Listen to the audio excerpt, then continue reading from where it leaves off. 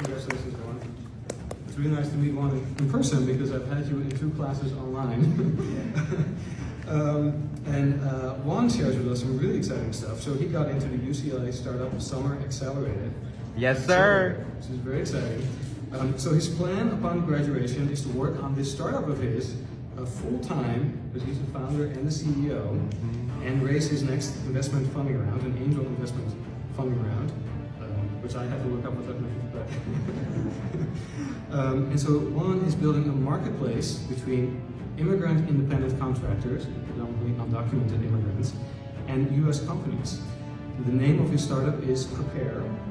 It's at preparejobs.com. Check this out. It's really very impressive and really important stuff. So really great. Congratulations.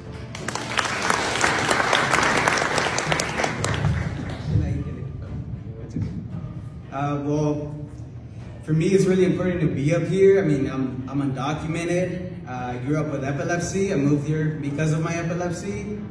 UCLA hasn't been easy for me. It was actually my 5th year. I didn't graduate 2021.